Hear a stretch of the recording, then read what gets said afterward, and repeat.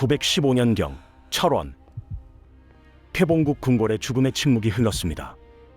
궁예는 관심법을 체득했다고 선언했습니다.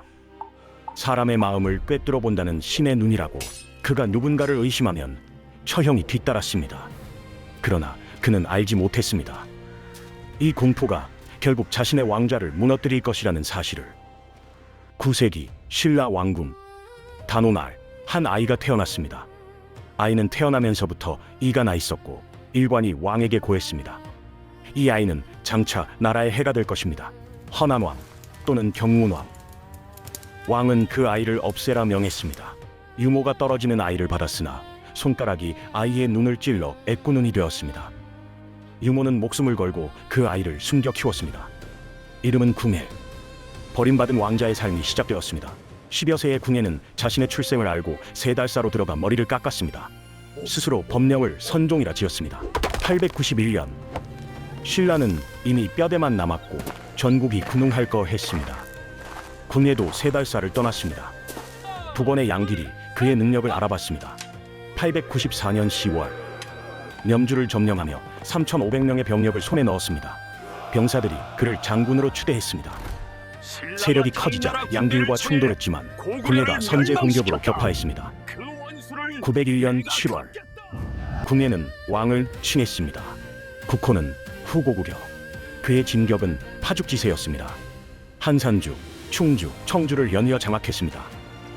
904년 국호를 마진으로 911년 다시 퇴보로 바꿨습니다. 한반도 중부와 서북부 대부분이 그의 세력이었습니다. 911년부터 궁예는 스스로를 미륵불이라 칭했습니다. 큰아들은 신광보살, 막내 아들은 청광보살. 자신의 아들들마저 신의 경지에 올려놓았습니다. 그리고 관심법, 미륵의 눈으로 사람의 마음을 꿰뚫어 본다는 신통력. 그러나 이는 신통력이 아니었습니다. 의심과 공포로 반대 세력을 제거하는 숙청의 칼날이었습니다. 죄 없이 죽임을 당한 이가 헤아릴 수 없을 정도였습니다. 915년 완무 강씨가 용기를 내어 간험했습니다.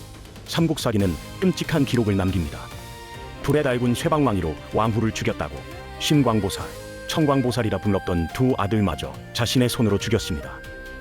신하들은 숨죽였습니다. 맹심이 흔들리기 시작했습니다. 918년 6월 홍률, 배형경, 신순겸, 복지겸 4명의 장수가 왕건을 찾아왔습니다. 왕건은 처음엔 거절했으나 마침내 고개를 끄덕였습니다. 전변이 일어났습니다. 궁예는 미복 차림으로 궁궐을 빠져나갔습니다. 왕건이 왕위에 올랐습니다. 국호는 고려, 후 고구려는 18년 만에 막을 내렸습니다. 궁예의 마지막. 삼국사기는 짧게 기록했습니다. 산속에 숨었다가 얼마 지나지 않아 부양의 백성에게 해를 입었다. 고려사는 좀 더 구체적입니다. 배고픔을 이기지 못해 보리 이삭을 자르다가 백성들에게 발각되었다고. 기록은 분노한 백성들의 손에 궁예가 죽임을 당했다고 전합니다.